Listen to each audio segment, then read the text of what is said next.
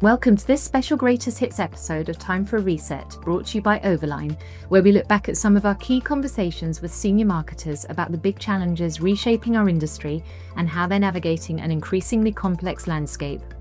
Today, we're bringing together some of the most compelling moments from conversations we've had throughout 2025.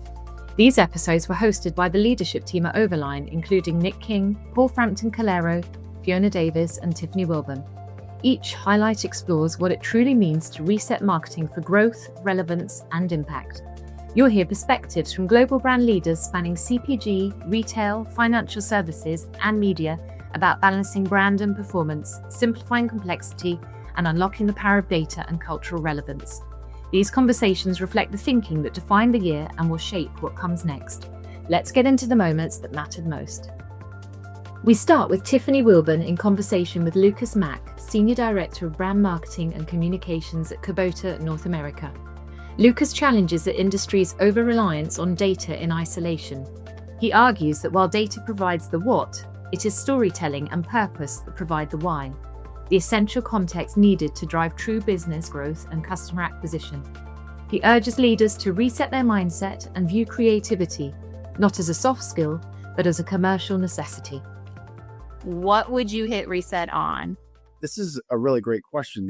It gives all of a sudden ultimate power to the person answering. And what it would be for me would be changing executives and leaders within corporations, no matter the size, on the value of storytelling, purpose, and creative as drivers to grow business and customer acquisition and retention for employees, rather than just what I hear all the time is, what does the data show? And data without story and context is not the answer. I think it triggers a lot of leaders when you ask more emotional questions, because that's just not how the business culture typically is developed. But that's what humans are craving. And so helping leaders understand that, that's what I would hit the reset button on. Building on that theme of trust and truth, we move to the publisher's perspective with Norm Johnston, Senior Vice President of Global Advertising Strategy at News Corp. Speaking with Fiona Davis, Norm highlights a critical flaw in how we currently manage media quality. His reset targets the industry's approach to brand safety. He reveals how outdated keyword blocking is demonetizing quality journalism by flagging safe content as risky, based on clumsy algorithms, sharing a staggering example of how this technology gets it wrong. The brand safety thing is particularly annoying, and we're doing quite a bit of work around that. And I'm not sure in most cases people are educated enough on what's happening in that world. And I'll give you one example. We've just done a test in the UK with a company called Illuma, which is, again, AI. So this is an opportunity to use AI to have a better contextual understanding of the semantics in an article. And we did an A/B test of Illuma versus one of the main solutions in the market right now, one of the big scale players. I won't get into the name. And the results were staggering. I mean, just unbelievable. That I'd say about 50%, I think it's 54% of the articles that got blocked. And once an article gets blocked, the value goes down significantly, CPM wise. It was about 54%. Over 50% of what was being blocked was unequivocally brand safe. We had an article in the Times newspaper around winemaking in the days of Troy, 1500 BC, I think. And it got blocked for drugs. So, which is not good for us, because a very good piece of journalism. Yeah. Not good for readers who are interested. There's probably some big interested in wine, history drinking, wine drinking history fans, and not good for advertisers who would probably want to target some of those people. So the solutions that are in the marketplace right now do not work. We have the statistical data to suggest that, and I don't think they're bad people, but they're sitting on technology that is not doing any favors to advertisers, consumers, and journalists. Next, we shift our focus to brand strategy with Nick King speaking to Victoria Lozano, Chief Marketing Officer at Crayola. Victoria challenges the false choice often presented to marketers between investing in brand versus investing in product.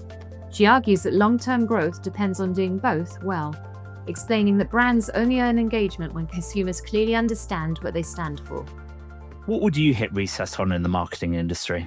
I think, Nick, for me, it's really this conversation and the notion and the debate between brand versus product and how to invest between the two or how to prioritize. Really very passionately believe that that's not a conversation that we should be having, that you have to do both. The how and the balance might differ the brand and the business, but I fundamentally believe that consumers care and engage and participate with certain brands only if they actually understand what those brands mean and what they stand for.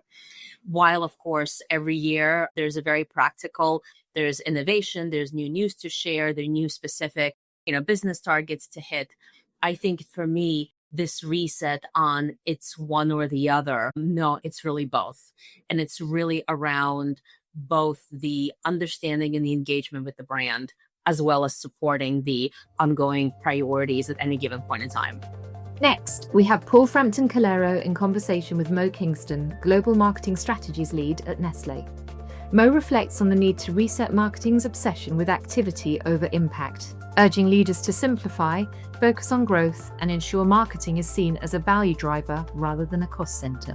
If you had a big orange button on the table that you could hit reset on, what would you change in the marketing industry? You've worked at many different big brands and probably seen many different models for marketing. So what would you change? If I had a reset button, there's probably many things I could hit reset on in my life, but in work, it would be confusing busyness for progress. And I guess behind that is unquestionably marketing is complexified. And that can be seductive because we spend lots of time doing lots of stuff and think that's, actually driving progress. But we are the drivers of growth. And if we're not doing that in the company, we become a cost, and it's an environment which can't tolerate cost. But if we do it, we are the kings and queens, because I'm yet to see a business model which doesn't have growth at the core. We continue with Paul Frampton-Calero talking to Paul Stafford, previously head of retail media at Superdrug, now head of Very Media Group, about how retail media has evolved beyond lower funnel conversion to become a powerful brand building channel using first-party data to support awareness, innovation launches, and audience development. If you had a big orange button on your desk in front of you, what would you reset in the industry? Within retail media specifically. So we're 3 years into this journey, just over 3 years in. And what has become really, really clear now is that it's not just a conversion sort of bottom funnel opportunity. Absolutely what I see now is that retail media can really build brands. It doesn't have to be mass reach TVC, but it can fit into that. But I have to see, and even through the kind of the course of the briefs that I'm getting, that we're being asked to sort of help solve brand challenges, right? Yeah, brands on the conversion end, but how can I build NPD awareness? How can I build audiences, which is the absolute accelerator for that mid and upper funnel piece? How can I bring my audience opportunity of that huge amount of first party data to help build brands? Fiona interviewed Mario Mahares, Vice President of Marketing, Loyalty and Monetization Platforms at 7-Eleven, to explore how observational data is transforming research, audience targeting, and product development, enabling marketers to move beyond declared behavior and optimize the entire innovation lifecycle. And the reason why I'm saying this is very exciting is in the same thinking about audiences, targeting, messaging is very different than the way it was 5 years ago, because now they have access to all those insights for retail. I think a new version of that is going to be, hey, maybe the way I've been doing all my research is not as optimal as it could be, because I've been relying on declared behaviors, and now I can do observed behaviors and have a direct tie to the insights that I'm seeing, the research on that group of people, testing it in the store, testing the message, and optimizing the whole product development chain. Continuing with the theme of product evolution, we turn to Tiffany Wilburn in conversation with Ariella Nerebe, Chief Marketing Officer at Grupo Jumex. Ariella discusses the challenge of evolving a legacy brand for a new generation.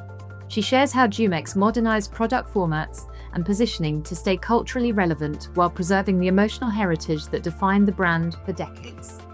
So to give you a little story, as I was mentioning before, there are so many segments out there, and the Latino population evolved from being core, again, Spanish dependent, to now being second generation, English, mainstream. So when you have a legacy brand like Jumex that people grew up with and consider their childhood drink, how do you evolve the brand from being a childhood drink that my Mexico-born parent brought to the table every morning while I was having breakfast to this is the brand that I now carry on a 12-pack into a party now as an adult, right? So the way to evolve that really required some product innovation. We actually evolved the development of our traditional blue can, which is on a much larger 16-ounce format. And we developed these smaller thin can format, which is actually trending. As you know, all of the energy drinks and, the cool coffees are all in this slim can. Finally, we close with a perspective on digital strategy from Paul Wright, head of EMEA at Uber Advertising. Speaking with Fiona Davis, Paul argues that the industry has lost its way by obsessing over IDs and devices rather than actual humans. His reset is a call to stop optimizing for algorithms and vanity metrics, which often leads to ad fraud, and get back to the fundamentals of engaging real people in the right context.